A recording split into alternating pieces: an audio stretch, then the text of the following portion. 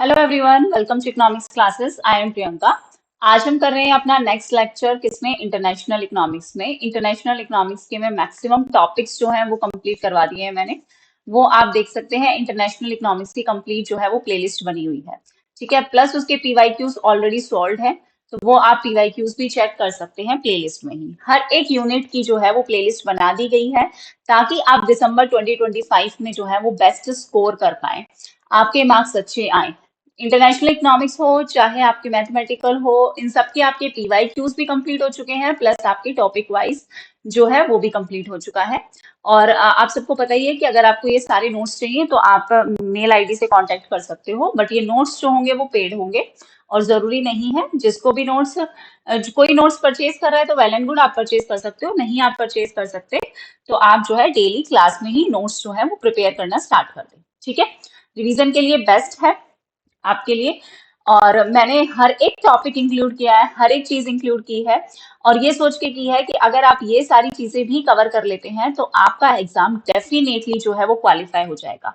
अगर आप अपनी थ्योरी, अपने बेसिक्स को स्ट्रॉन्ग करते हो, प्लस उसकी प्रैक्टिकल एप्लीकेशन करते हो through the practice mock test हो, और मॉक टेस्ट के थ्रू कर रहे हो चाहे आप पीवाईक्यूज के थ्रू कर रहे हो, पीवाईक्यूज के थ्रू आप करो, बट उसके साथ साथ आपको मॉक टेस्ट करना बहुत जरूरी है। चाहे आप कहीं से भी परचेज करो, इट डजेंट मैटर, चाहे आप मुझसे परचेज करो, चाहे किसी भी कहीं से भी परचेज करो आप, लेकिन आप साथ साथ मॉक टेस्ट की जो है वो तैयारी करेंगे। इस चीज को आप बिल्कुल नहीं मिस करेंगे।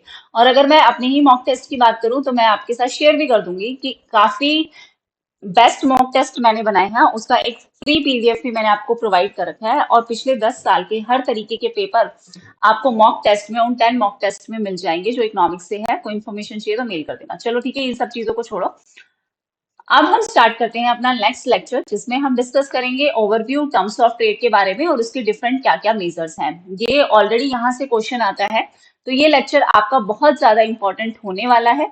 इसकी पीडीएफ मैंने ऑलरेडी शेयर कर दी थी व्हाट्सएप ग्रुप पे, तो ये चीज इंपॉर्टेंट है, ये चैप्टर आपके लिए बहुत इंपॉर्टेंट है। और जो साथ साथ नोट्स बना रहे हैं वो साथ साथ अपने नोट्स इसके बनाते रहेंगे। क्लियर है? स्टार्ट करें। यहाँ से क्वेश्चन आएगा ही आएगा, डेफिनेटली आते हैं यहाँ से क्वेश्चंस। तो सबसे पहले अगर हम टर्म्स ऑफ ट्रेड के कॉन्सेप्ट्स एंड फॉर्मूलाज की बात करें, और एक चीज और मैं बता देती हूँ कि माइक्रो इकोनॉमिक्स की मैंने पीडीएफ फाइल्स शेयर करना शुरू कर दिया है कल से ही आई थिंक, और अब माइक्रो की क्लासेस भी जो है वो स्टार्ट हो जाएंगी। ठीक है, सबसे ज्यादा डिमांड थी कि मैम माइक्रो करवा दो। ऑलरेडी हालांकि मैंने मैराथन करवाई है अपने रिटर्न हैंड रिटन नोट्स के थ्रू, बट अगर किसी को वापस से क्लास अपनी करनी है शुरू तो मैं फिर वो भी यूट्यूब पे करवाऊंगी। ठीक है, स्टार्ट करें। Gross barter terms of trade से स्टार्ट करते हैं। सबसे पहले ग्रोस बार्टर टर्म्स ऑफ ट्रेड दिया किसने है? विलियम टॉसिक ने। ये क्वेश्चन आता है और इसका फॉर्मूला क्या है? Terms of trade gross barter में quantity of import upon quantity of export into 100। ठीक है, ये फॉर्मूले याद रखना, मैचअप में आते हैं। ओके, नाउ नेक्स्ट क्या है आपका? Net barter terms of trade. ये भी किसने दिया है? तौसीक ने दिया है। Price index of export upon price index of import. यहां से क्वेश्चन डायरेक्टली आया था कि आपसे पूछा गया था कि net terms of trade include, तो यहाँ पे ऑप्शन थे प्राइस इंडेक्स ऑफ एक्सपोर्ट या फिर प्राइस ऑफ एक्सपोर्ट, ऐसे करके। तो प्राइस इंडेक्स ऑफ एक्सपोर्ट आपका ज्यादा बेटर आंसर होगा। क्लियर? उसके बाद अगर हम बात करें इनकम टर्म्स ऑफ ट्रेड, ये दिया है डोरेंस एंड स्टैग ने। ये क्वेश्चन भी आ चुका है और इसका फॉर्मूला क्या है? Quantity price index of export upon price index of import into quantity of export. ठीक है, मल्टीप्लाई करना है किससे? क्वांटिटी ऑफ एक्सपोर्ट से।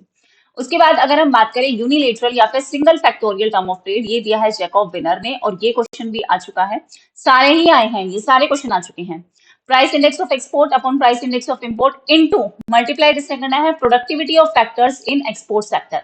एक्सपोर्ट सेक्टर में क्या प्रोडक्टिविटी है उससे क्या करना है? मल्टीप्लाई करना है।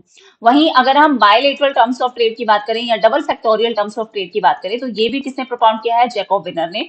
और इसका फॉर्मूला क्या है? Price index of export upon price index of import into productivity करनी है एक्सपोर्ट गुड्स की, डिवाइडेड बाय प्रोडक्टिविटी करनी है इंपोर्ट गुड्स की। क्लियर है? ठीक है, बायलेटरल और यूनिलेटरल दोनों ही जैकब विनर ने दी है, सिंगल फैक्टोरियल और डबल फैक्टोरियल। ओके, उसके बाद अगर हम बात करें real cost terms of trade, ये दिया है किसने? जैकब विनर ने। और ये कैसे कैलकुलेट होगा? Price index of export upon price index of import into productivity export sector की, और मल्टीप्लाई किससे होगा? यहाँ पे एक चीज और ऐड हो जाएगी, जिसका क्या मतलब है? Index of disutility suffered per unit of resource employed in producing export sector. कि कितनी डिसयूटिलिटी सफर की है पर यूनिट ऑफ रिसोर्स ने, जो एम्प्लॉय हुआ है किसमें? एक्सपोर्ट सेक्टर में।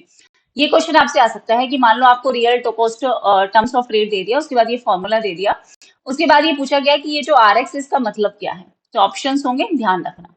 ओके, उसके बाद अगर हम बात करें यूटिलिटी टर्म्स ऑफ ट्रेड की, तो ये रॉबर्टसन ने दिया है, ये क्वेश्चन अब तक नहीं आया है, तो ये क्वेश्चन मोस्ट एक्सपेक्टेड है कि आ सकता है। यूटिलिटी टर्म्स ऑफ ट्रेड में हम क्या करेंगे, सबसे पहले हम टीआर से, जो हमारी real cost terms of trade है, उसे हम मल्टीप्लाई करेंगे किससे, यू से, और यू का मतलब क्या है, index of relative utility of import and domestically forgot goods. Clear है। देखो, मैं कभी भी ये चीज पार्शियलिटी नहीं करती और ना ही कभी करूंगी कि भाई पेड वालों को ही पढ़ाना है, उन्हीं को नोट्स देने हैं, नहीं। मैं ये पूरी कोशिश करती हूँ कि वो सारी चीजें आपको भी यूट्यूब पे मिले, आप खुद अपने नोट्स बना पाओ, ताकि और सबका बेनिफिट हो, क्योंकि मेरा इस बार का टारगेट है कि आपके मैक्सिमम जो है यहाँ से नेट और जीआरएफ होने चाहिए, ये मेरा टारगेट है। और आपका टारगेट होना चाहिए कि बेस्ट से बेस्ट पढ़ना है और बेस्ट से बेस्ट तैयारी जो है वो आपको करनी है, और इसी भर में एग्जाम, दिसंबर में ही आपको एग्जाम क्या करना है, क्वालिफाई करना है। टर्म्स ऑफ ट्रेड की अगर हम बात करते हैं, तो टर्म्स ऑफ ट्रेड सबसे पहले किसने क्वाइन किया था, तो सबसे पहले क्वाइन करने वाले थे फ्रैंक विलियम टोसी। ये मैंने कुछ कुछ चीजें ना हाईलाइट इसलिए करके ताकि पढ़ने में आसानी हो जाए, अपनी इंटरनेशनल ट्रेड की बुक में। इससे पहले क्या कंट्रीब्यूशन थे, इससे पहले जो कंट्रीब्यूशन था रॉबर्ट टॉरेंस का था, उससे पहले कंट्रीब्यूशन था जेएस मिल का। ठीक है, किसमें, टर्म्स ऑफ ट्रेड में। अब डेफिनेशन की अगर हम बात करें, तो डेफिनेशन क्या है, ratio of price of export goods to the import goods. Terms of trade का मतलब होता है ratio of price of export goods to the import good, वही बात, price index of export upon price index of import. Clear. इसके बाद क्या significance है, ये एक्ट करता है as a proxy for social welfare of nation, कि हमें पता चले कि सोशल वेलफेयर ऑफ नेशन की जगह पे ये अगर हमें निकालना है तो हम किससे और निकाल सकते हैं, टर्म्स ऑफ ट्रेड से भी निकाल सकते हैं। जितना ज्यादा हमारा टर्म्स ऑफ ट्रेड होगा, उसका मतलब क्या है कि एक नेशन इंपोर्ट कर सकता है ज्यादा goods given volume of export. एक गिवन वॉल्यूम ऑफ एक्सपोर्ट में आप कितने ज्यादा, कितने टाइम्स, कितने गुना जो है वो गुड्स इंपोर्ट कर सकते हो, वो है हमारा, वो क्या डिफाइन करता है, अगर आप ज्यादा गुड्स इंपोर्ट कर सकते हो तो हायर टर्म्स ऑफ ट्रेड है, मतलब आपका वेलफेयर इंप्रूव हो रहा है, और अगर कम इंपोर्ट कर सकते हो इसका मतलब आपका लो टर्म्स ऑफ ट्रेड है, तो आपका वेलफेयर क्या हो रहा है, डिक्रीज हो रहा है। Clear. So improvement in terms of trade हमें कैसे पता चलता है, अगर आपका टर्म्स ऑफ ट्रेड इंक्रीज हो रहा है तो इसका मतलब क्या है, जैसे हम लिखते हैं price index of export upon price index of import. हम चाहते हैं कि ये हमारा पूरा का पूरा export upon price index of import, हम चाहते हैं कि हमारा टर्म्स ऑफ ट्रेड क्या हो, इंक्रीज हो, ओवरऑल हमारा इंक्रीज हो। तो हम क्या चाहेंगे कि प्राइस इंडेक्स ऑफ इंपोर्ट हमारा कम से कम हो, प्राइस इंडेक्स ऑफ एक्सपोर्ट हमारा ज्यादा से ज्यादा हो। तभी जब ये आपकी न्यूमरेटर वाली टर्म ज्यादा होगी, तभी तो ओवरऑल जो आपका टर्म्स ऑफ ट्रेड क्या होगा, ज्यादा होगा। और चाहे आपका प्राइस ऑफ इंडेक्स ज्यादा हो जाए और comparison to price of import के, तो भी ओवरऑल क्या होगा, ज्यादा होगा। सिंपल सी बात है कि कंट्री को कम पे करना पड़ेगा, किसके लिए, अपनी इंपोर्ट्स के लिए, और उसे ज्यादा एक्सपोर्ट वो दे सकता है। Fewer exports are required to finance import. Import को फाइनेंस के लिए हमें कम जो है एक्सपोर्ट्स की जरूरत है। ये शो करता है कि आपका टर्म्स ऑफ ट्रेड क्या हो रहा है, आपका टर्म्स ऑफ ट्रेड इंप्रूव हो रहा है। तो ये चीज समझ में आई कि improvement in terms of trade का सिंपल सा मतलब है कि आपको कम एक्सपोर्ट करना पड़ेगा, कम एक्सपोर्ट करना पड़ेगा, जिसके लिए, अपने इंपोर्ट को फाइनेंस करने के लिए। आई होप ये जो पॉइंट है वो आप लोगों को क्लियर हो गया होगा। फिर भी कोई डाउट रहता है, मैं हमेशा कहती हूँ कि आप मेंशन कर देना कमेंट बॉक्स में। मैं पूरी कोशिश करती हूँ कि मैं हर एक कमेंट की रिप्लाई करूँ, जो भी कमेंट आते हैं। Effect of improve terms of trade, terms of trade के अगर वो इंप्रूव हुए हैं तो क्या क्या इफेक्ट आएंगे, सबसे पहला इफेक्ट आएगा कि ज्यादा एक्सपोर्ट होगा, ज्यादा एक्सपोर्ट होगा तो हमारी इनकम ज्यादा होगी, वेलफेयर इंप्रूव होगा तो मतलब हमारी परचेसिंग पावर जो है एक्सपोर्ट की वो भी क्या होगी, इंक्रीज होगी। जैसे यहाँ पे मैंने एग्जांपल दे रखा है कि जैसे मान लो कि value of export, price index of export हमें दे रखा है, हम फॉर्मूला लगाते हैं price index of export upon price index of import. Value of export हमें दे रखी है 2000 और वैल्यू ऑफ इंपोर्ट हमें दे रखी है 1000। तो मतलब अगर हम इसका टर्म्स ऑफ ट्रेड निकालेंगे तो कितना आ जाएगा, 2 आ जाएगा। इस 2 का मतलब क्या है, ये ध्यान रखना। टर्म ऑफ ट्रेड की वैल्यू 2 है, इसका मतलब क्या है कि हर एक यूनिट ऑफ इंपोर्ट के लिए कंट्री को सिर्फ 0.5 ही क्या करना पड़ेगा, 0.5 यूनिट ही क्या करनी पड़ेगी, 2 रेशियो बना के ना, तो इसका मतलब कंट्री को, ये एक्सपोर्ट की है, ये इंपोर्ट की है, तो कंट्री को 1 यूनिट ऑफ इंपोर्ट करने के लिए सिर्फ कितना फाइनेंस करने की जरूरत है, 0.5 यूनिट ऑफ एक्सपोर्ट करने की जरूरत है बस। और इससे ये हमें क्या शो करता है, ये सिर्फ 2 नहीं है, या 2% नहीं है, या सिर्फ 100% नहीं है, इसका मतलब है कि 200% क्या हुआ है, हमारा इंप्रूवमेंट हुआ है। तो ये इंडिकेट करता है कि एक सिग्निफिकेंट गेन हुआ हमें किसमें, वेलफेयर में, क्योंकि एक्सपोर्ट अर्निंग हमें अलाउ कर रही है कि हम उससे डबल क्या कर सकते हैं, इंपोर्ट कर सकते हैं। अगर मैं एक्सपोर्ट 2 कर रही हूँ तो मुझे सिर्फ एक ही क्या करना है, इंपोर्ट करना है, और मैं एक इंपोर्ट के बदले में 2 एक्सपोर्ट कर पा रही हूँ, फाइनेंस कर पा रही हूँ अपने एक्सपोर्ट को, अपने इंपोर्ट को। ठीक है। नाउ टर्म्स ऑफ ट्रेड की थ्योरीज में अगर हम बात करें तो थ्योरी ये सजेस्ट करती है that over the time terms of trade will improve for developing Nations, कि धीरे धीरे धीरे डेवलपिंग नेशंस के लिए भी टर्म्स ऑफ ट्रेड क्या हो रहे हैं, इंप्रूव हो रहे हैं। दे एक्सपोर्ट टू डेवलप्ड कंट्रीज, सीधी सी बात है कि डेवलपिंग नेशंस किसे एक्सपोर्ट करेंगे, डेवलप्ड कंट्रीज को करेंगे। Prices of their export increases, उनके प्राइसेस भी क्या होंगे, इंक्रीज होंगे। इनिशियली हमें ये पता है, जब हमने Jagdish Bhagwati, private singer hypothesis, इनके थ्रू जो हमने देखा, तो इनिशियली टर्म्स ऑफ ट्रेड हमारे क्या होंगे, version, since they must import more to finance development. सीधी सी बात है कि स्टार्टिंग में एक डेवलपिंग नेशन को, लेस डेवलप कंट्रीज को ज्यादा से ज्यादा इंपोर्ट करने की जरूरत है। ठीक है, ज्यादा कैपिटल गुड्स की जरूरत है, सब चीजों की ज्यादा जरूरत है। तो स्टार्टिंग में उनके टर्म्स ऑफ ट्रेड वर्सन होंगे, लेकिन धीरे धीरे जब उनके वहां पे भी डेवलपमेंट होने लग जाएगी, एलडीसीज में भी, तो फिर वहां पे भी क्या होगा, वो भी फिर उनके भी टर्म्स ऑफ ट्रेड क्या हो जाएंगे, इंप्रूव हो जाएंगे। क्लियर। अब एक एक करके सारे क्वेश्चन करेंगे। सबसे पहले अगर हम देखेंगे net barter terms of trade, जिसे कमोडिटी टर्म्स ऑफ ट्रेड भी कहा जाता है, हमें पता है एफडब्ल्यू तौसीक ने दिया है, और क्या क्या कहा गया है, price index of export upon price index of import. अगर हम इसको देखें, term commodity terms of trade, commodity terms of trade किसने दिया, जैकब विनर ने दिया, और क्या कहा, जनरल बिलीफ क्या है कि इंप्रूवमेंट जो हो रहा है हमारा इन कमोडिटी टर्म्स ऑफ ट्रेड, अगर इंप्रूव हो रही है तो इसका मतलब हमारा इकोनॉमिक वेलफेयर क्या हो रहा है, इंक्रीज हो रहा है। क्या रैशनल है इसके मतलब, इसका मतलब कि हम एक्सपोर्ट कर सकते हैं हायर प्राइसेस पे, इंपोर्ट करेंगे लो प्राइसेस पे। और लिमिटेशन क्या है कि हमेशा ये सही चीज नहीं है कि जितने ज्यादा टर्म्स ऑफ ट्रेड होंगे वो गारंटी नहीं देता कि हमारा वेलफेयर ज्यादा होगा। ये बस इसकी लिमिटेशन है कि जरूरी नहीं है कि ज्यादा टर्म्स ऑफ ट्रेड होंगे तो हमारा वेलफेयर ही होगा। ठीक है। अब अगर हम बात करें gross barter terms of trade की, तो ये बताता है ratio between quantities of import upon export into 100। ठीक है। क्या इंटरप्रिटेशन है, जितनी ज्यादा इसका रेशियो होगा उतनी ही बेटर टर्म्स ऑफ ट्रेड होंगे। जितना, इसका मतलब larger import can be obtain from the same amount of export, हम सेम एक्सपोर्ट से ज्यादा इंपोर्ट कर सकते हैं अगर ये हमारा terms of trade, quantity terms of trade अगर हमारा हायर है। इक्विलिब्रियम कैसे आएगा net and gross barter terms of trade में, जब when net barter terms of trade is equal to gross barter terms of trade, the country is in balance of trade equilibrium. मतलब net barter terms of trade क्या है, price of export into quantity of export is equal to price of import into quantity of import. मतलब total receipt जो हमें export से आई वो किसके बराबर हो गई, टोटल इंपोर्ट के बराबर हो गई। ठीक है, तो वो हमारा क्या शो करेगा, इक्विलिब्रियम शो करेगा किसके बीच में, net and gross barter, gross terms of trade में। अब मेन चीज क्या है, net barter terms of trade. हर पॉइंट के बाद मैंने की टेक अवे भी इसलिए दे रखा है ताकि आपने पूरा पढ़ा, उसके बाद आपको ये समझ में आ जाना चाहिए कि हमने यहाँ पे कौन कौन से पॉइंट पढ़े हैं। कि net barter terms of trade किस पे फोकस करता है, प्राइस पे। Gross barter terms of trade किस पे फोकस करता है, क्वांटिटी पे। इक्विलिब्रियम कब होता है, जब प्राइस बेस और quantity base measure of terms trade match कर जाए, मतलब टोटल रिसिप्ट, ये दोनों चीजें मैच कर जाए तो हमारे सामने क्या आ जाएगा, इक्विलिब्रियम आ जाएगा, सिंपल। ठीक है। नाउ अब अगर हम बात करें single factorial terms of trade की, तो single factorial terms of trade किसने दिया है, जैकब विनर ने, और इसकी डेफिनेशन क्या है, ये मल्टीप्लाई किया जाता है, हमने कमोडिटी टर्म्स ऑफ ट्रेड को किससे मल्टीप्लाई कर दिया, एक्सपोर्ट प्रोडक्टिविटी इंडेक्स से हम मल्टीप्लाई कर दे तो हम क्या कैलकुलेट कर सकते हैं, single factorial terms of trade.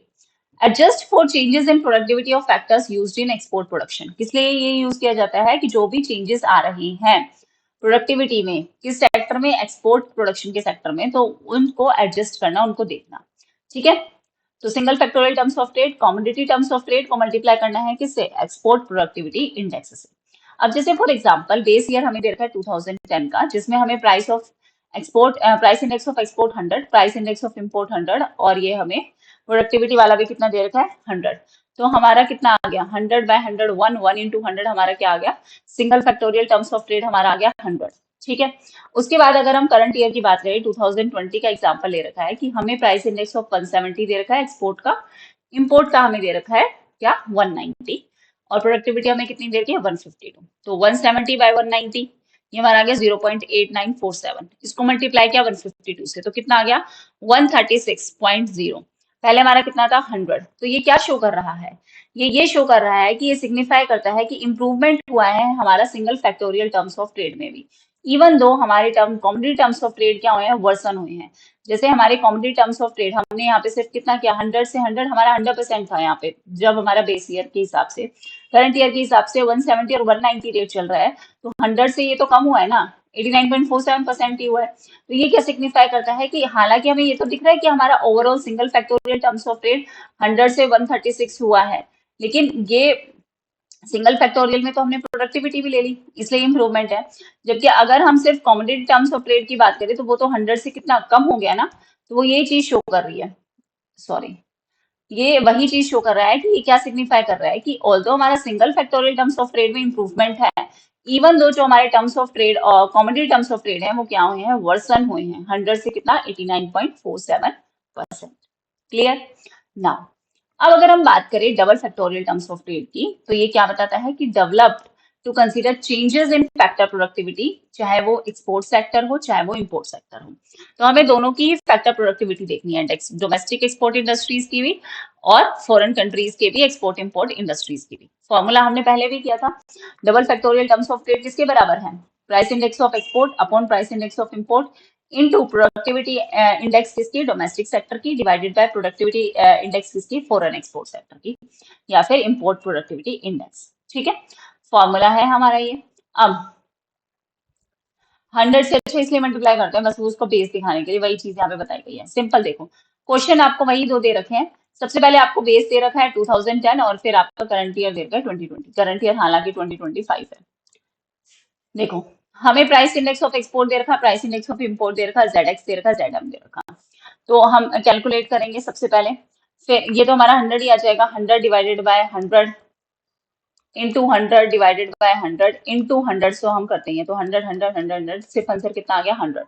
यही फॉर्मूले में बस मैंने इनको पुट किया, P X upon P M is equal into Z X upon Z M into 100। तो हमारा ये तो आ गया कि बेस ईयर का हमारा कितना आ गया, double factorial terms of trade 100 आ गया। अब हमें निकालना है 2020 का, तो हम सबसे पहले क्या करेंगे, P X upon P M किया, P X upon P M into Z X upon Z M into 100। सबसे पहले किया P X upon P M 170 by 160, ठीक है, कितना आ गया 1.0625। हमारा इंडेक्स कितना हमें लेना है इंटू 100, तो हमने इसको लिख लिया 106.25। तो कॉमोडिटी टर्म्स ऑफ ट्रेड हमारे कितने आ गए 106.25। इसका मतलब हमें क्या दिखा रहा है कि 6.2% हमारा इंक्रीज हुआ बेस 100 से। अब हम इनकी प्रोडक्टिविटी रेशियो देखेंगे, Z X upon Z M. ये मैंने अलग अलग इसलिए करवाया है क्योंकि अगर आपको क्वेश्चन दे दिया ये और सिंपल पूछा गया कि इसी क्वेश्चन में आप कॉमोडिटी बताओ, कॉमोडिटी टर्म्स ऑफ ट्रेड में कितना इंप्रूवमेंट हुआ है, तो आप ये बता सकते हो।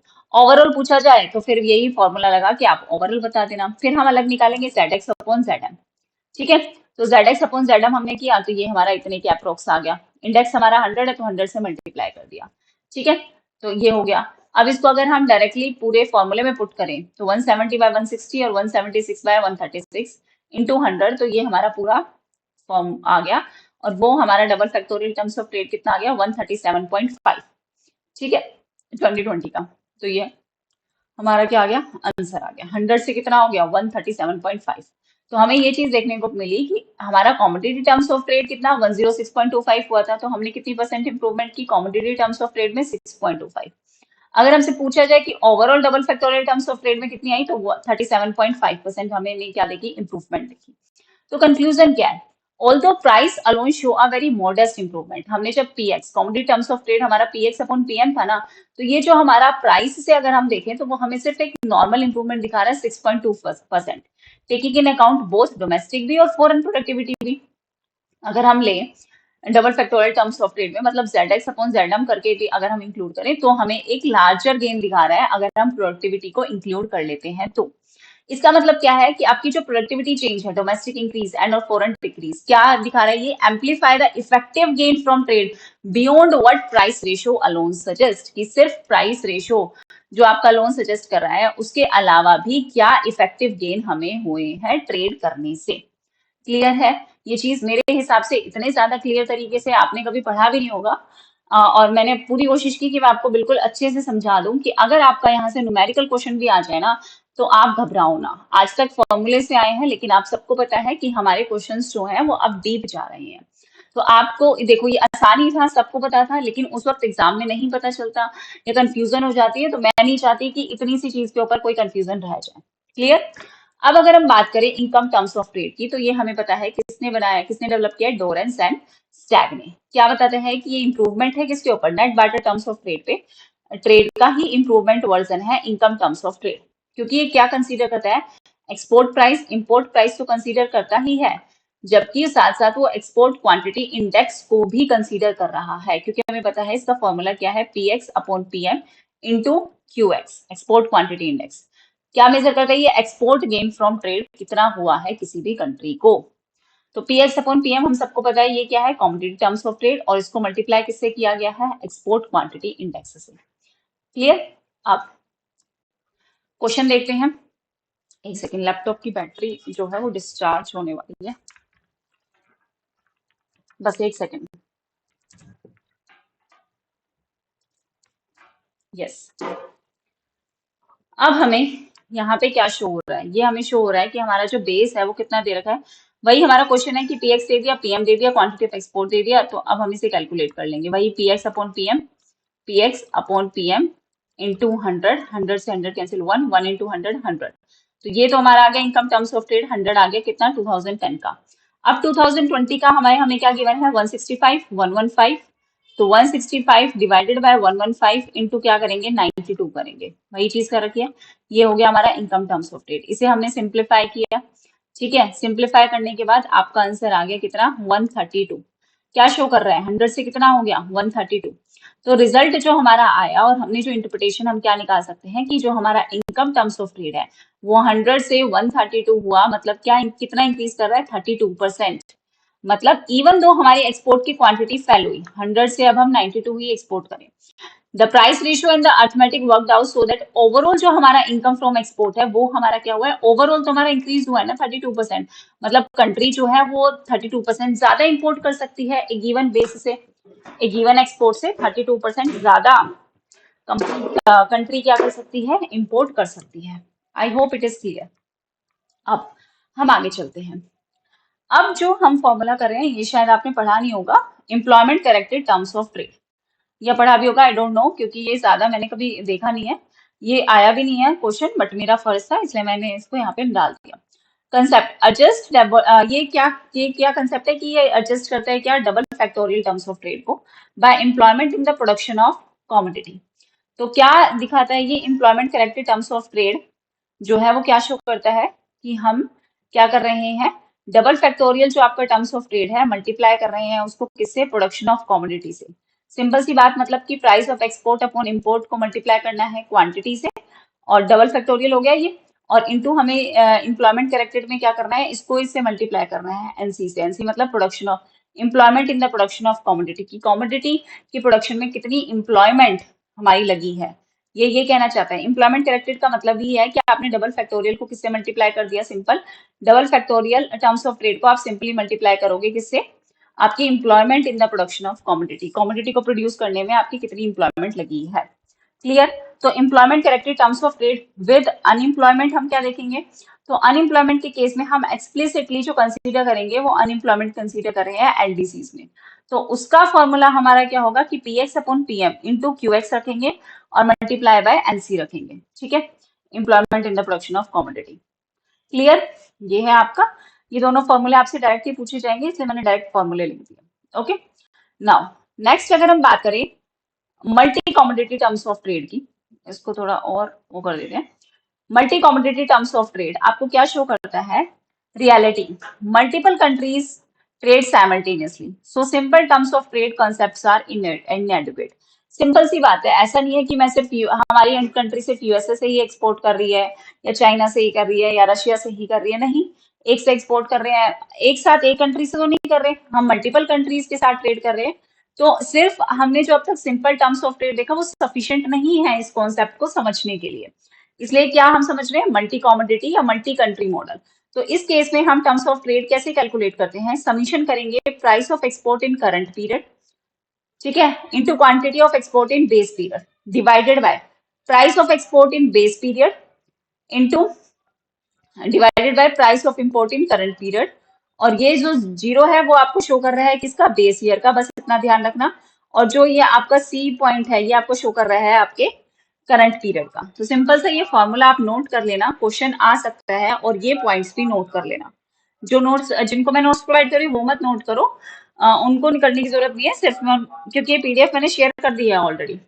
और मैं पीडीएफ थोड़ा व्हाट्सएप पे पहले शेयर कर देती हूँ यहाँ पे क्लास लेने से पहले, अगर किसी को बुरा लगे तो मैं खुद ही ये चीज बता रही हूँ और उसके उस चीज के लिए मैं सॉरी भी बोल रही हूँ।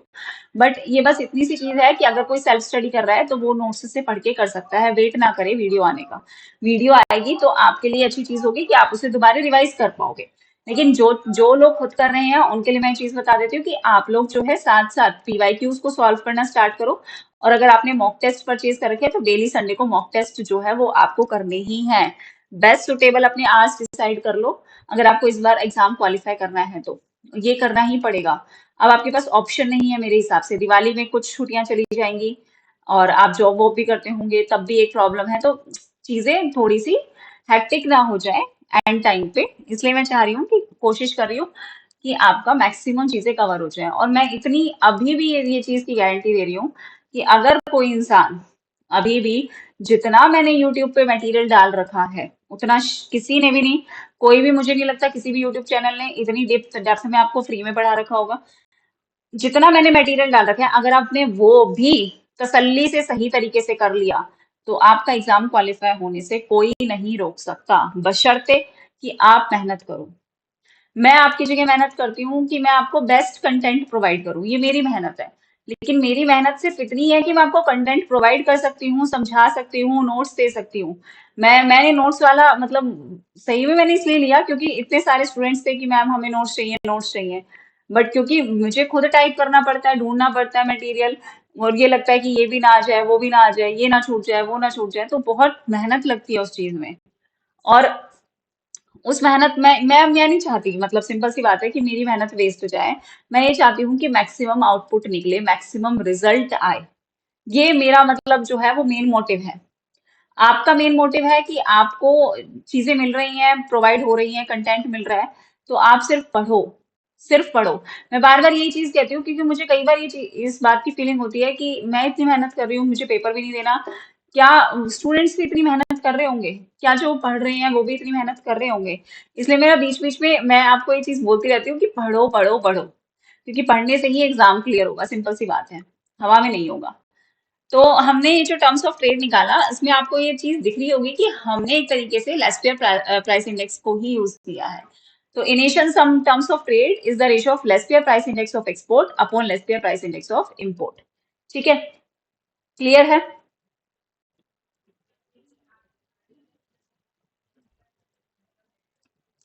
यही होता है लेस्पियर प्राइस इंडेक्स। ठीक है, सबमिशन लगा दो।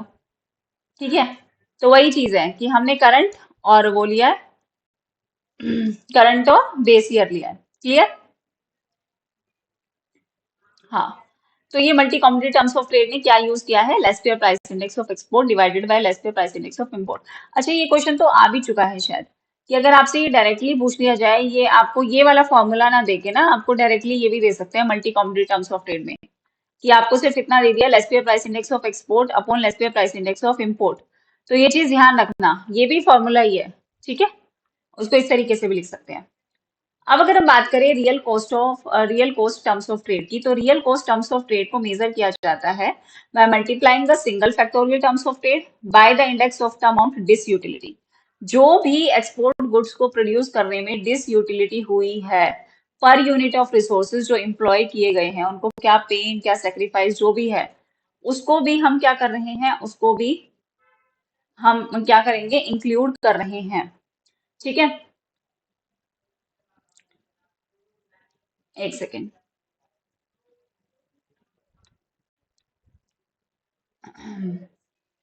व्हेन टर्म्स ऑफ ट्रेड जो है is equal to real cost terms of trade, and हमने उसके साथ साथ real cost terms of trade में क्या इंक्लूड किया है, आर एक्स मतलब अमाउंट ऑफ डिसयूटिलिटी जो सफर की गई है पर यूनिट ऑफ रिसोर्स जो एम्प्लॉय हुए हैं किसमें, गुड्स को प्रोड्यूस करने में।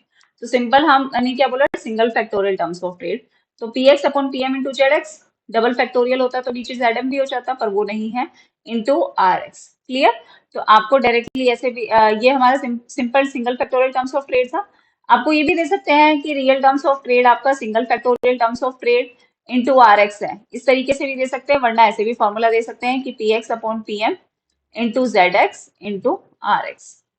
राइटिंग थोड़ी सी खराब हो रही क्योंकि मुझे लैपटॉप की डायरेक्शन थोड़ी चेंज करनी पड़ी चार्जिंग की वजह से, इसलिए वो सीधा नहीं हो पा रहा है, इसलिए। बट यहाँ पे लिखा हुआ है उससे आप समझ सकते हो।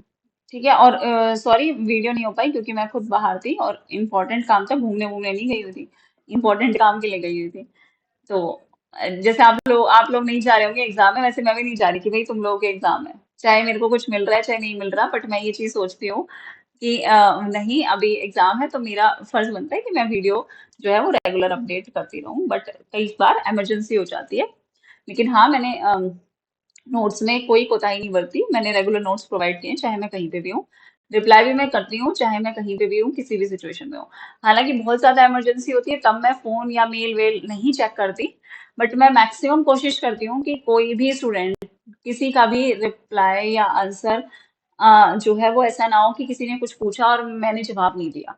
मैं बहुत कोशिश कर रही हूँ कि मैं पूरी तरीके से मैनेज करूँ, लेकिन ये भी होता है कि मैं हर एक डिमांड को फुलफिल नहीं कर पा रही हूँ, कि क्योंकि I am all alone making the PDFs और मॉक टेस्ट। मैं पीडीएफ भी खुद बनाती हूँ, मॉक टेस्ट भी खुद बनाती हूँ। ऐसा नहीं है मैंने किसी को हायर कर लिया कि तुम बना दो मेरी जगह, नहीं। मुझे ही पता है कि मुझे मॉक टेस्ट का क्या लेवल देना है, मुझे ही पता है कि मुझे क्या पढ़ाना है, तो सारी चीजें मैं खुद मैनेज कर रही हूँ। इसलिए और सारे मेल्स का, यूट्यूब कमेंट्स का भी मैं खुद रिप्लाई करती हूँ, तो इसलिए थोड़ा सा टाइम लग जाता है, बट कोशिश मेरी पूरी है कि सही से हो चीजें। The utility terms of trade is calculated by multiplying the real cost terms of trade index with an index of relative average utility of import of domestic commodities foregone। Clear. Symbolically हम कह सकते हैं कि utility terms of trade को हम किस तरीके से लिख सकते हैं। Utility terms of trade is equal to real cost terms of trade index, और यू का मतलब multiply by index of relative utility of import और डोमेस्टिकली फोरगोन जो हमारी कमोडिटीज हुई है, उससे हमें क्या करना है, मल्टीप्लाई करना है, तब हम क्या कैलकुलेट कर पाएंगे, utility terms of trade. Clear. अब लिमिटेशंस क्या है टर्म्स ऑफ ट्रेड थ्योरीज की। सबसे पहले ये चीज लिमिटेशन है कि not synonym with welfare. Terms of trade should not be equated with social welfare or even parito-economic welfare। Higher terms of trade क्योंकि ये गारंटी नहीं देता कि आपको हायर यूटिलिटी मिलेगी या हायर वेलबिंग होगा कंट्री का। सबसे पहले लिमिटेशन। अब आपको लोगों को लग रहा होगा कि थ्योरी क्यों पढ़ा रहे हो, तो क्वेश्चन स्टेटमेंट वाइज भी आते हैं, वहां पे गलती ना हो इसलिए पढ़ा रही हूँ। Lack of volume consideration. Terms of trade measure सिर्फ क्या कर रहा है, रिलेटिव प्राइस चेंज एक्सपोर्ट और इम्पोर्ट का। ये वॉल्यूम ऑफ एक्सपोर्ट इम्पोर्ट नहीं दिखा रहा। वेलफेयर एनालिसिस के लिए चेंजेस वॉल्यूम में कितने आ रहे हैं, प्रोडक्टिविटी में कितने आ रहे हैं, रिसोर्स एलोकेशन में कितने आ रहे हैं, कैपिटल फ्लो में कितने आ रहे हैं, ये भी तो कंसीडर करना इंपॉर्टेंट है। इसलिए वॉल्यूम कंसिडरेशन नहीं कर पा रहा क्या, terms of trade. Influence of currency value. Export prices highly influence होते हैं एक्सचेंज रेट से, कि करंट एक्सचेंज रेट हमारा क्या चल रहा है, और एक्सचेंज रेट जो डिपेंड करता है वो डिपेंड करता है डोमेस्टिक फैक्टर्स जैसे कि इंटरेस्ट रेट पे। तो करेंसी वैल्यू से हमारे टर्म्स ऑफ ट्रेड क्या होते हैं, इन्फ्लुएंस होते हैं। करेंसी एप्रिसिएशन पैराडॉक्स क्या कहता है, हायर इंटरेस्ट रेट मतलब स्ट्रॉन्ग करेंसी, जितना ज्यादा इंटरेस्ट रेट मतलब उतनी स्ट्रॉन्ग करेंसी, इसका मतलब एपरेंट टर्म्स ऑफ ट्रेड क्या होंगे, इंप्रूव होंगे। सिंपल सी बात है। But export become costlier for foreign buyers. Currency appreciate होगी, एक्सपोर्ट, क्योंकि डेप्रिशिएट होने से हमारे एक्सपोर्ट चीपर होते हैं ना, एप्रिसिएशन होने से हमारे एक्सपोर्ट कॉस्टलियर होंगे, एक्सपोर्ट वॉल्यूम फॉल करेगा, और एक्सपोर्ट में struggle despite improve terms of trade. Export में हमें स्ट्रगल हो जाएगी कि हम एक्सपोर्ट ना कर पाए, हमें इवन स्ट्रगल फेस करना पड़ सकता है। तो इंप्रूव टर्म्स ऑफ ट्रेड हमें हमेशा बेटर लिविंग स्टैंडर्ड या बेटर वेलफेयर नहीं बताता। हमेशा ये चीज ध्यान रखना, क्वेश्चन आ सकता है। तो इन शॉर्ट हम क्या कह सकते हैं कि टर्म्स ऑफ ट्रेड एक इनकम्प्लीट मेजर ऑफ वेलफेयर है, सिंस ये इग्नोर करता है किसको, ट्रेड वॉल्यूम को, प्रोडक्टिविटी को, कैपिटल की फ्लो को, रियल इफेक्ट क्या आ रहा है हमारे एक्सपोर्ट पे और कंज्यूमर पे। इन चीजों को एक्सपोर्ट ये क्या करता है, टर्म्स ऑफ ट्रेड इग्नोर कर रहा है। इसलिए हम कह सकते हैं कि टर्म्स ऑफ ट्रेड एक इनकम्प्लीट मेजर है किसका, वेलफेयर का। क्लियर।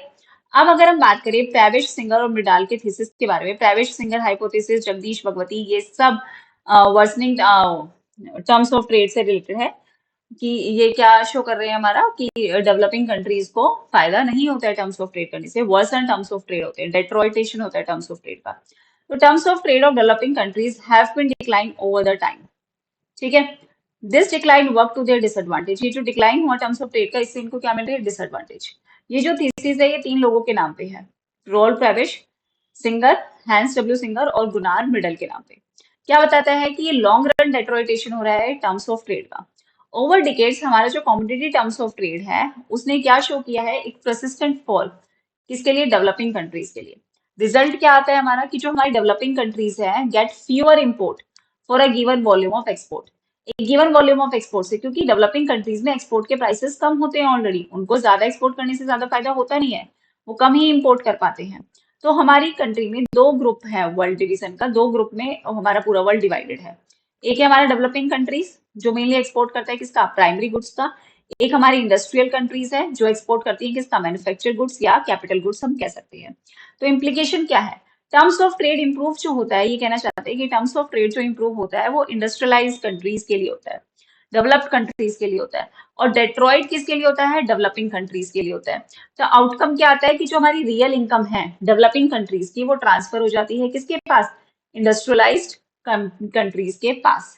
अगर हम एम्पेरिकल बेसिस देखें, एम्पेरिकल मतलब डाटा देखें अगर हम, तो स्टेटिस्टिकल स्टडी से हमें क्या पता चला है, मेनली ग्रेट ब्रिटेन के डाटा से ये शो होता है कि जो हमारे इंडस्ट्रियलाइज कंट्रीज हैं उसमें टर्म्स ऑफ ट्रेड हमारा significantly during the 50 and 100 years world war second से पहले।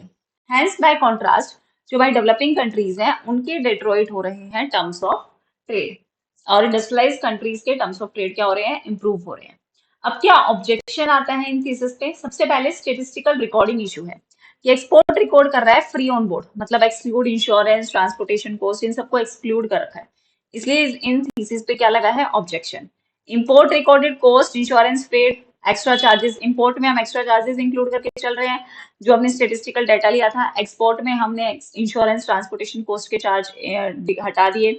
तो इम्प्लीकेशन क्या आई, जो हमारा प्री एक्सपोर्ट प्री इंपोर्ट है for industrialise countries may appear to be rise because transport cost decline होती रहे over the time. Both जो हमारी developing countries है, industrialized countries है, simultaneously show कर रही हैं improving terms of trade. Hence, using the reciprocal of industrialized countries terms of trade as a developing countries terms of trade क्या है, invalid है, कि अगर हम इसे as a reciprocal use करें। और हमें सामने क्या प्रॉब्लम है, क्वालिटी चेंज का इशू है। Price index fail to capture improvement in the product quality. हमने प्राइस इंडेक्स से देख लिया, लेकिन क्या प्राइस इंडेक्स को देख के आपको ये पता चलता है कि इससे आपकी क्वालिटी पता चल रही है। हमें ये तो पता चल रहा है कि एक्सपोर्ट इतना, इंपोर्ट इतना, उसके प्राइस इतने, लेकिन क्या हम क्वालिटी को देख पा रहे हैं, नहीं देख पा रहे। हायर प्राइसेस रिफ्लेक्ट करते हैं better quality, not true inflation. हमें इन्फ्लेशन नहीं, हमें क्या ये सोचेंगे कि क्वालिटी अच्छी है। लॉन्ग रन ट्रेंड क्या है कि मैन्युफैक्चर गुड्स जो है आपके इंडस्ट्रियलाइज जो एक्सपोर्ट कर रहा है, ग्रेटर क्वालिटी इंप्रूवमेंट वहां पे हमें दिखता है कि मैन्युफैक्चर गुड्स की, मतलब इंडस्ट्रियलाइज कंट्रीज की क्वालिटी इंप्रूव होती है, जबकि प्राइमरी गुड्स जो हमारी डेवलपिंग कंट्रीज की है उनकी क्वालिटी इंप्रूव नहीं हो रही है, लेस क्वालिटी इंप्रूवमेंट हो रहा है। देयरफॉर क्या कहा गया, even if developing countries P export by import falls, it may not indicate real deterioration. Developing countries may be paying more for the import, but also receiving higher quality goods. उनको import ज्यादा करना पड़ रहा है, लेकिन उनको manufacture goods quality के भी तो मिल रहे हैं, ये कहना चाहते हैं कौन, जगदीश भगवती। ठीक है, सॉरी, ट्रेविड सिंगर और मृडाल की थीसिस ये कह रही है। तो फाइनल नोट ये क्या देते हैं, despite these objections there remains a serious concern about long term deteriorate terms of trade for the developing countries.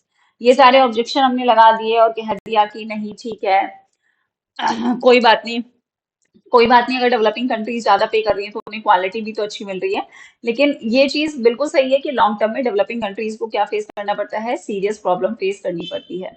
क्या क्या रीजन है डेट्रॉइटेशन के टर्म्स ऑफ ट्रेड में, डेट्रॉइटेशन ऑफ टर्म्स ऑफ ट्रेड में जगदीश भगवती जी का भी नाम आता है, जो मैं ऑलरेडी करवा भी चुकी हूँ।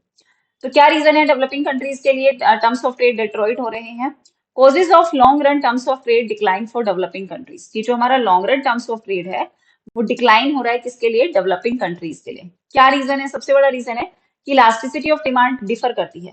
इनकम इलास्टिसिटी ऑफ डिमांड हमारी मैन्युफैक्चर गुड्स के लिए ज्यादा होती है, प्राइमरी गुड्स के लिए कम होती है। सिंपल सी बात है, मैं अगर 10,000 की जगह 10 लाख कमाने लग जाऊंगी, तो ऐसा तो है नहीं कि मैं 2 रोटी की जगह 10 रोटी खाने लग जाऊं। प्राइमरी गुड की डिमांड तो आपकी कम ही रहेगी ना, तो इनकम के बढ़ने से मैं मैन्युफैक्चर गुड्स की, लग्जरी गुड्स की डिमांड ज्यादा करूंगी, ना कि प्राइमरी की करूंगी। तो सबसे बड़ा रीजन जो है टर्म्स ऑफ ट्रेड डिक्लाइन होने का, डेट्रॉइट होने का डेवलपिंग कंट्रीज के लिए, वो ये है कि आपकी इलास्टिसिटी ऑफ डिमांड डिफर करती है। इनकम इलास्टिसिटी ऑफ डिमांड आपकी मैन्युफैक्चर गुड्स के लिए ज्यादा होती है, प्राइमरी गुड्स के लिए कम होती है। और हम सबको पता है कि developing countries primary goods export करती हैं, जबकि आपकी इंडस्ट्रियलाइज कंट्रीज और डेवलप्ड कंट्रीज जो है वो क्या करती है, मैन्युफैक्चर गुड्स करती हैं। तो जैसे ही आपकी इनकम राइज होती है डेवलप कंट्रीज या इंडस्ट्रियलाइज कंट्रीज में, डिमांड मैन्युफैक्चर की बढ़ती है और प्राइमरी की क्या हो जाती है, कम हो जाती है। और हमें पता है कि डेवलपिंग कंट्रीज क्या एक्सपोर्ट करती हैं, प्राइमरी गुड्स का, इंपोर्ट क्या करती है, मैन्युफैक्चर गुड्स का। तो इंपोर्ट के प्राइस राइज करते हैं फास्टर रेट से एक्सपोर्ट के प्राइस से, और यही रिजल्ट आता है कि हमारे टर्म्स ऑफ ट्रेड क्या करते हैं, डेट्रॉइट करते हैं। अब दोनों की मार्केट पावर क्या है, अलग अलग है, दोनों की इलास्टिसिटी भी अलग अलग है और दोनों की मार्केट पावर भी अलग अलग है। प्राइमरी गुड्स सोल्ड होते हैं कम्पिटिटिव मार्केट में, प्राइसेस लो रहते हैं। मैन्युफैक्चर गुड्स सोल्ड हो रहे हैं ओलिगोपोलिस्टिक मार्केट में, जहां पे प्राइसेस आर्टिफिशियली हाई रहते हैं।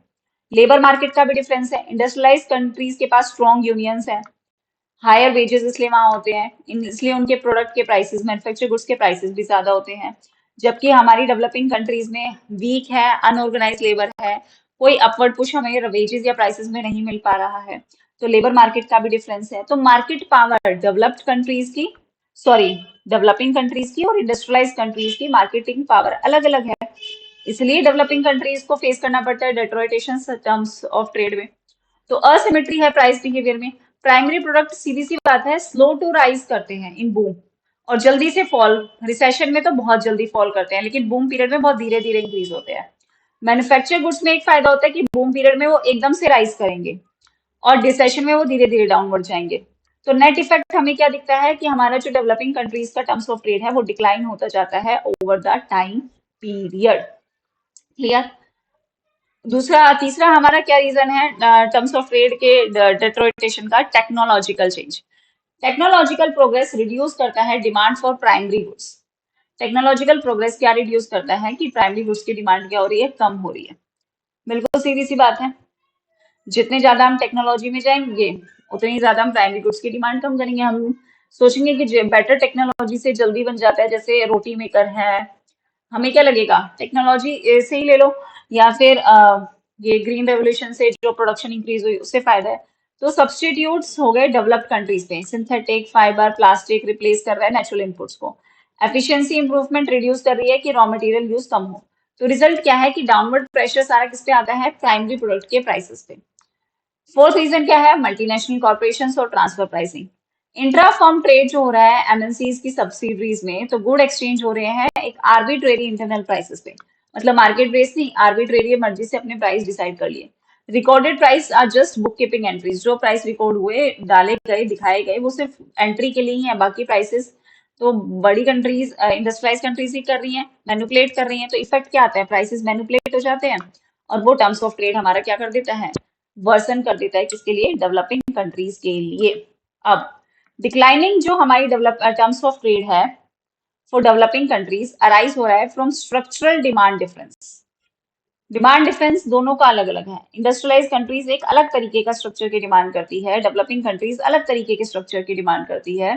अनइक्वल मार्केट पावर है, टेक्नोलॉजिकल प्रोग्रेस अलग अलग है, एमएनसीज का अलग रोल है, मैनिपुलेटेड प्राइस हो रहे हैं। तो इन सबसे लॉन्ग रन डिसएडवांटेज होता है किसमें, ट्रेड में। क्लियर। अब करेंगे क्वेश्चन, यहाँ पे मैंने अब सारे क्वेश्चन दे रखे हैं, अब करोगे आप क्वेश्चन। ठीक है।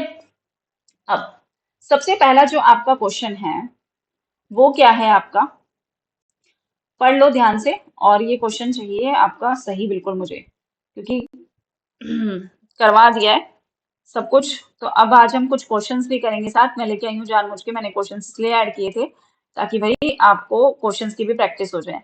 क्योंकि हमने जब संडे को क्लास ली थी तो हमने ये डिस्कस किया था कि हम साथ साथ क्या करेंगे, कुछ कुछ क्वेश्चंस भी करते रहेंगे ताकि आपका जो है रिवीजन सही तरीके से हो जाए।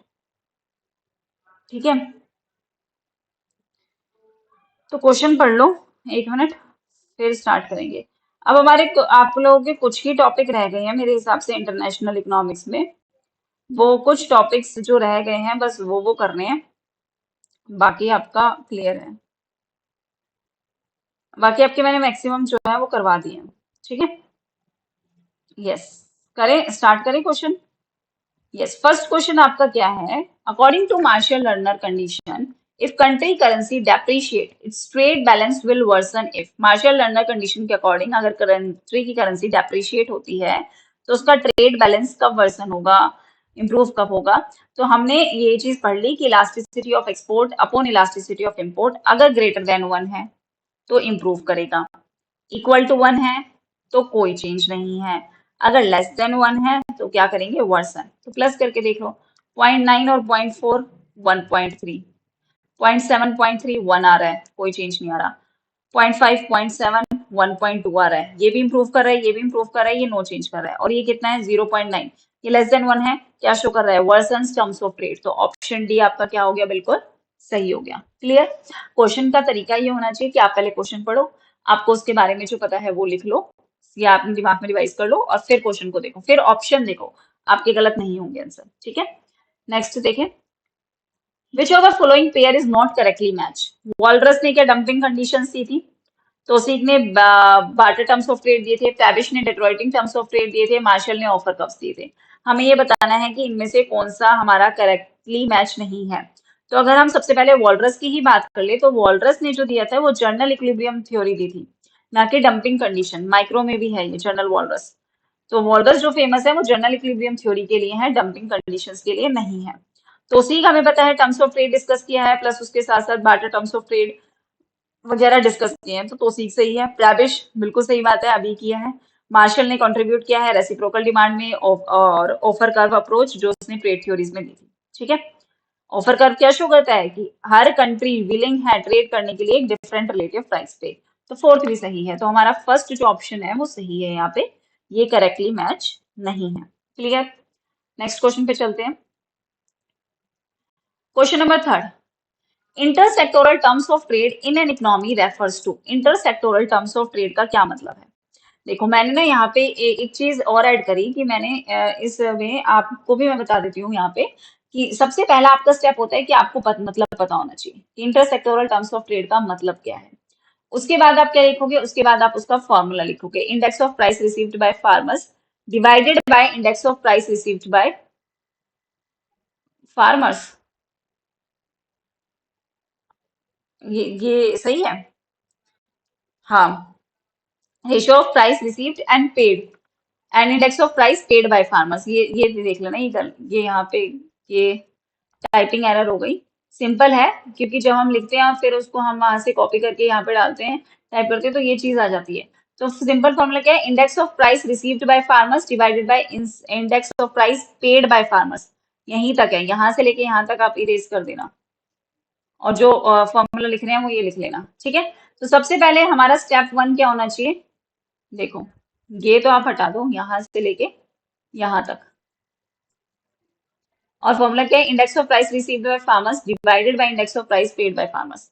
तो हमने क्या देखा कि सबसे पहले हमें इंटरसेक्टोरल टर्म्स ऑफ ट्रेड का मतलब पता होना चाहिए, उसके बाद उसका फॉर्मूला, फिर हमने ऑप्शंस देखे। तो अब हम यहाँ क्वेश्चन में देखते हैं कि हमें कैसे सॉल्व करना है।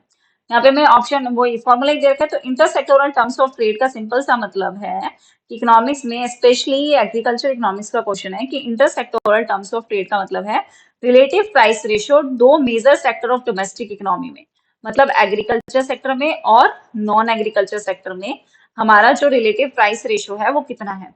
तो ये हमें क्या शो करता है कि हम कितनी यूनिट्स इंडस्ट्रियल गुड्स फार्मर्स की बाय कर सकते हैं पर यूनिट ऑफ एग्रीकल्चर आउटपुट जो हम सोल्ड कर रहे हैं। तो इसका फॉर्मूला क्या होता है? Index of price received by farmers divided by index of price paid by farmers. तो ऑप्शन ए जो है वो आपका क्या होगा? बिल्कुल सही होगा। क्लियर? चलिए नेक्स्ट क्वेश्चन पे, question number 4। Prebisch Singer hypothesis किससे रिलेट करती है? Balance of payment problem developing countries का, terms of trade, prevalence of poverty among developing countries, या फिर inequality of income in developing countries. तो हम सबको पता है कि प्रैबिश सिंगर हाइपोथेसिस क्या स्टेट करता है कि ओवर द लॉन्ग रन क्या प्रॉब्लम होती है कि जो हमारे टर्म्स ऑफ ट्रेड हैं किसके लिए, स्पेशली डेवलपिंग कंट्रीज के लिए, वो डिट्रॉइट होते जाते हैं। ठीक है, मतलब डेवलपिंग कंट्रीज को एक्सपोर्ट ज्यादा करना पड़ रहा है प्राइमरी गुड्स को, और उसके बदले में उन्हें इंपोर्ट कम मिल रहा है। ऑल्दो ये जो डेट्रॉइटेशन है इसकी वजह से हमें क्या मिलता है?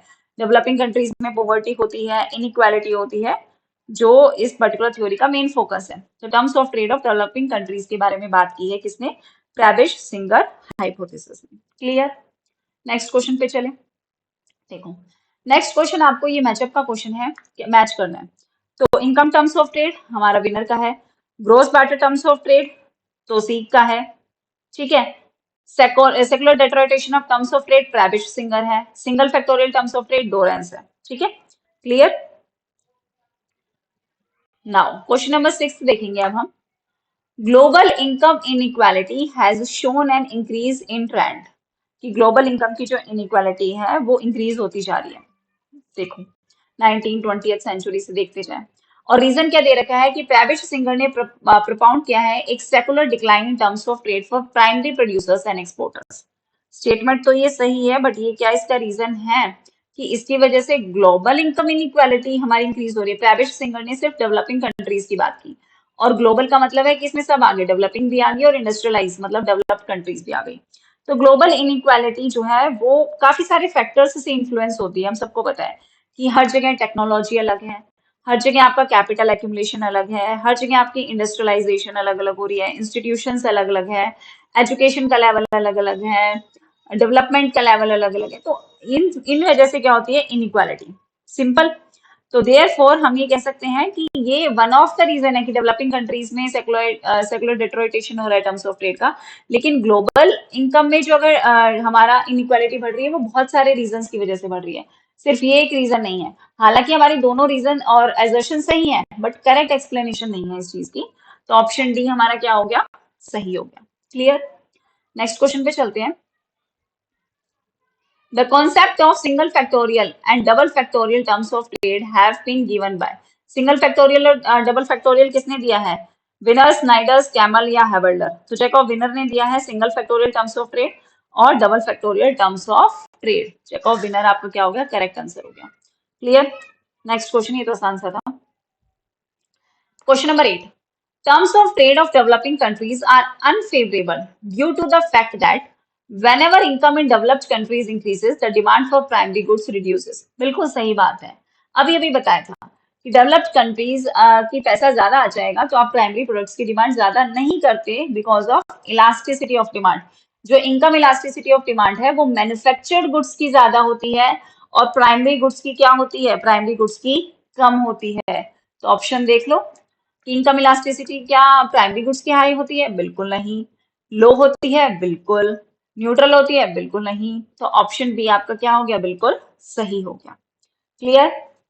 नेक्स्ट देखिए question number 9, imposition of tariff will lead to. अगर टैरिफ लगाया, टैरिफ मतलब जो टैक्स इम्पोज किया जाता है इंपोर्ट पे, तो उससे क्या इफेक्ट आएगा, डेट्रॉइट होंगे टर्म्स ऑफ ट्रेड, इंप्रूव होंगे, कोई इफेक्ट नहीं आएगा। तो देखो सबसे पहले हम थ्योरी देखेंगे कि लार्ज कंट्री पे क्या इफेक्ट आता है। लार्ज कंट्री पे अगर कोई इफेक्ट आता है टैरिफ लगाने का, तो वो पूरे वर्ल्ड प्राइसेस पे इफेक्ट डालती है। टैरिफ से हमारे क्या होते हैं, इंपोर्ट हमारे क्या होंगे, टैरिफ लगा दिए तो इंपोर्ट हमारे कम हो जाएंगे। लो डिमांड हो जाएगी इंपोर्टेड गुड्स की, तो प्राइस ऑफ इंपोर्ट हमारे क्या कर जाएंगे, फॉल कर जाएंगे। प्राइस ऑफ इंपोर्ट हमारे फॉल कर जाएंगे relation to price of export के रिलेशन में। तो इससे क्या होंगे, हमारे टर्म्स ऑफ ट्रेड इंप्रूव करेंगे। Price of export upon price of import, हमने देखा कि इंपोर्ट के प्राइसेस हमारे कम हो जाएंगे, तो हमारा ओवरऑल क्या हो जाएगा, ओवरऑल हमारा टर्म्स ऑफ ट्रेड क्या हो जाएगा, इंप्रूव हो जाएगा। सिंपल। देखो मैंने यहाँ पे लिख भी रखा है। सबसे पहले थ्योरी देखते हैं कि टैरिफ का मतलब होता है कि एक टैक्स इंपोज किया गया इंपोर्ट पे। लार्ज कंट्री पे क्या इफेक्ट आता है कि लार्ज कंट्री इन्फ्लुएंस करती है पूरे वर्ल्ड के प्राइसेस को। टैरिफ से हमारे इंपोर्ट कम होंगे। Lower world demand for imported goods मतलब प्राइस ऑफ इंपोर्ट फॉल करेगा, किसके रिलेशन में, एक्सपोर्ट के रिलेशन में। और इससे हमारे टर्म्स ऑफ ट्रेड क्या होंगे, इंप्रूव होंगे। क्योंकि हम क्या कैसे निकालते हैं, price index of export upon price index of import. और जब हमारा प्राइस इंडेक्स ऑफ इंपोर्ट अगर हमारा कम जा रहा है, हमारा ओवरऑल जो टर्म्स ऑफ ट्रेड है वो क्या होगा, इंप्रूव होगा। स्मॉल कंट्री पे टैरिफ लगा दो, उससे वर्ल्ड के प्राइसेस पे कोई चेंज नहीं आने वाला है। स्मॉल कंट्री क्या ही इफेक्ट डाल देगी। तो tariff does not change world prices, तो हमारे टर्म्स ऑफ ट्रेड क्या रहेंगे, अनचेंज रहेंगे। मतलब डोमेस्टिक प्राइस चेंज हो सकते हैं, टर्म्स ऑफ ट्रेड पे कोई नेग्लिजिबल इफेक्ट आएगा स्मॉल कंट्री में। तो सिंस क्वेश्चन हमारा जनरल पूछा गया है, तो स्टैंडर्ड आंसर जो टेक्स्ट बुक्स में दिए गए हैं उसके हिसाब से बोला गया है कि टैरिफ इंप्रूव करता है टर्म्स ऑफ ट्रेड को। इसलिए मैंने ये चीज लिख दी, क्योंकि फिर बच्चे पूछते हैं मैम क्या रीजन है, ऐसा क्यों, क्या स्मॉल कंट्री पे तो अलग हो सकता है, लार्ज कंट्री पे अलग हो सकता है। इसलिए दोनों चीजें बता दी कि टैरिफ इंप्रूव करता है terms of trade for a country imposing it, जो इम्पोज कर रही है, if it has market power, अगर उसके पास मार्केट पावर है तो वो इंप्रूव करेगा क्या, terms of trade. Clear. Next question पे आ जाओ। ये थ्योरी तो मैं करवा चुकी हूँ ऑफर कर्व्स की। If the offer curve of trading countries have constant slope, अगर उसका स्लोप कांस्टेंट है तो टर्म्स ऑफ ट्रेड क्या होंगे। अब हमने ऑफर कर्व का किया था कि कांस्टेंट है, इंक्रीजिंग है, डिक्रीजिंग है कन्वेक्स कनकेव लगा के। तो ऑफर कर्व क्या शो करता है? Quantity of export a country जो विलिंग है to offer different quantities of import. Slope क्या होता है ऑफर कर्व का? जो ऑफर कर्व का स्लोप जो ये बने हुए हैं वो क्या शो करते हैं कि कंट्री कितनी विलिंग है ट्रेड करने के लिए, एक्सपोर्ट के बदले में कितना इंपोर्ट ले रही है। ठीक है, अगर स्लोप आपका कांस्टेंट है तो इसका मतलब क्या शो कर रहा है कि ratio of export to import offer किया जा रहा है कांस्टेंट प्राइस पे, रिगार्डलेस हमारा प्राइस रेशियो कुछ भी हो। तो ग्राफिकली कांस्टेंट स्लोप का सिंपल सा मतलब यही है कि जो स्ट्रेट लाइन है थ्रू द ऑरिजिन, तो इंटरसेक्शन जो होगा ऑफर कर्व का वो क्या डिटरमाइन करेगा? आपके इक्विलिब्रियम टर्म्स ऑफ ट्रेड को डिटरमाइन करेगा। तो टर्म्स ऑफ ट्रेड के साथ अगर हम इसका रिलेशन देखें कि अगर हमारा स्लोप कांस्टेंट है तो equilibrium terms of trade change नहीं होगा ट्रेड वॉल्यूम के साथ। क्या चेंज होगा? कोई चेंज नहीं होगा। टर्म्स ऑफ ट्रेड हमारे क्या रहेंगे? कांस्टेंट रहेंगे। Okay, now next question number 11 देखो। क्वेश्चन नंबर 11 क्या कहता है? असर्शन रीजन का है, an improvement in income terms of trade एक इंडिकेटर है of increase in capacity to import, कि हमारी कैपेसिटी बढ़ गई इंपोर्ट करने की अगर हमारा इंप्रूवमेंट हो रहा है किसमें? इनकम टर्म्स ऑफ ट्रेड में। बिल्कुल सही बात है।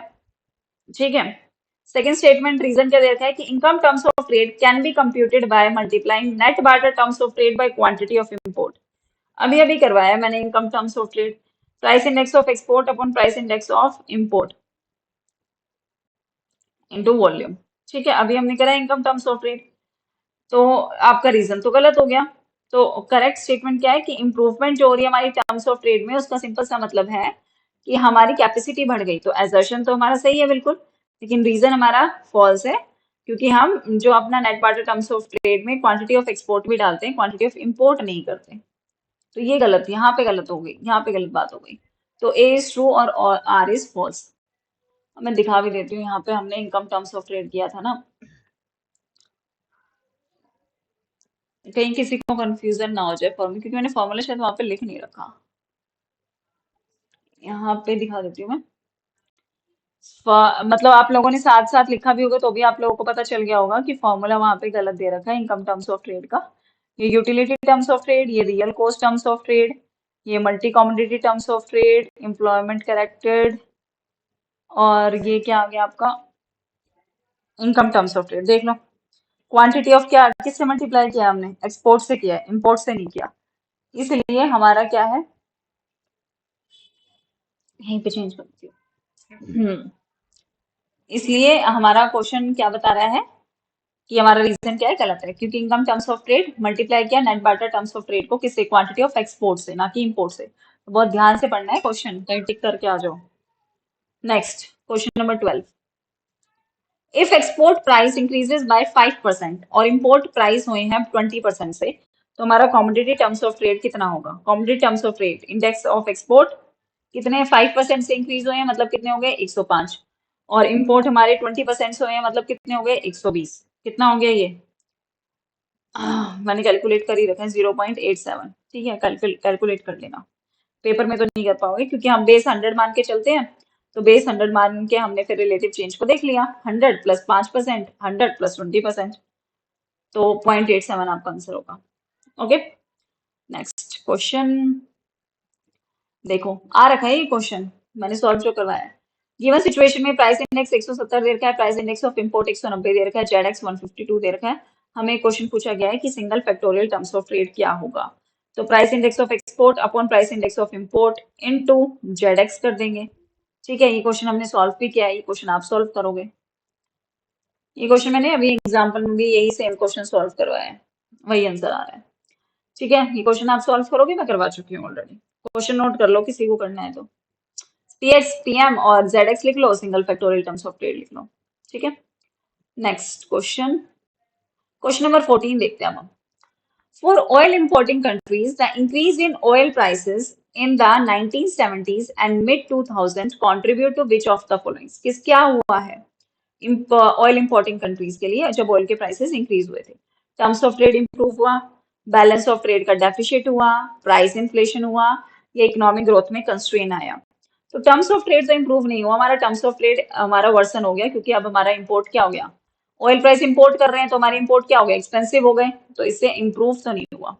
क्योंकि price index of export upon price index of import की बात करें तो इंपोर्ट प्राइसेस हमारे बढ़ गए, तो ओवरऑल हमारा क्या हो गया, इंक्रीज। और ये हमारे ओवरऑल इंक्रीज नहीं होगा, इसके इंक्रीज होने से हमारा प्राइस इंडेक्स ऑफ एक्सपोर्ट तो क्या हुआ, कम हुआ। तो ओवरऑल हमारा टर्म्स ऑफ ट्रेड क्या कर गया, वर्सन कर गया। क्योंकि अगर हमारा न्यूमिनेटर डिक्रीज हो रहा है तो हमारा ओवरऑल डिक्रीज हो रहा है, सिंपल सी बात है। तो टर्म्स ऑफ ट्रेड क्या हो गया, वर्सन। बैलेंस ऑफ ट्रेड तो हमारा डेफिसिट में जाएगा ही, ट्रेड डेफिसिट होंगे, हमें ज्यादा पेमेंट करनी पड़ेगी, इंपोर्ट का पैसा ज्यादा, एक्सपोर्ट से कम कमा रहे हैं, तो बी ऑप्शन तो बिल्कुल सही है। ए तो बिल्कुल गलत है, यहाँ से हटा दो और ये भी हटा दो, बी आएगा ही आएगा, तो ऑप्शन बी हमारा आंसर हो गया, सिंपल, बिल्कुल सिंपल। प्राइस इन्फ्लेशन, बिल्कुल इंपोर्ट करेंगे, ऑयल प्राइसेस हमारे इंपोर्ट जो हम कर रहे हैं वो हाई हो गए, तो हमारे डोमेस्टिक प्राइसेस भी राइज करेंगे उसके हिसाब से। इकोनॉमिक ग्रोथ, बिल्कुल हाई कॉस्ट स्लो डाउन करते हैं इकोनॉमिक ग्रोथ को, तो बिल्कुल सही बात है। अच्छा, ए तो हमारा इसमें भी है ना, इसको भी हटा दो, सीधा आंसर बी, बिल्कुल परफेक्ट। नाउ नेक्स्ट क्वेश्चन देखते हैं हम। क्वेश्चन नंबर क्या है, 15। द कमोडिटी या फिर net barter terms of trade किस फॉर्मूले से रिप्रेजेंट किया जाता है, सिंपल सा क्वेश्चन है, वॉल्यूम या quantity of export upon quantity of import into 100। Commodity में क्वांटिटी देखते हैं ना, Q X upon Q M, तो volume of export into volume of import into 100, volume of export.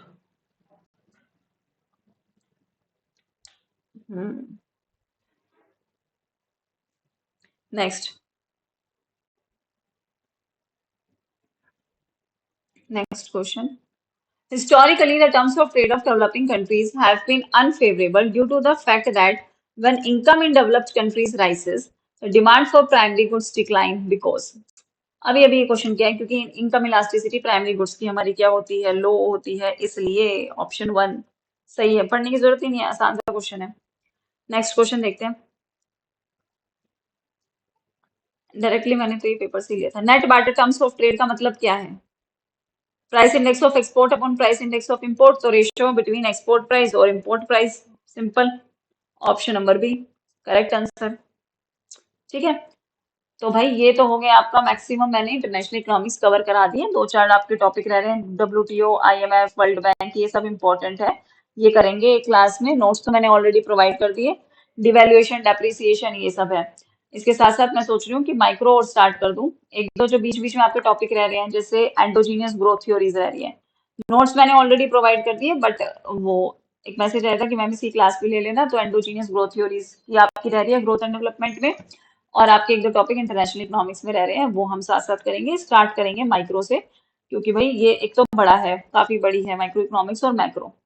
जिसने कर रखी है वो मैराथन से कर लो अपने रिवाइज, वरना आप क्लास वाइज करना चाहो तो वहां से कर लेना। ठीक है, सो नोट्स वगैरह लेने हो तो ले लेना, आप मेल पे कनेक्ट कर लेना। 599 रुपीज आपके नोट्स के हैं, 499 आपके मॉक टेस्ट के हैं।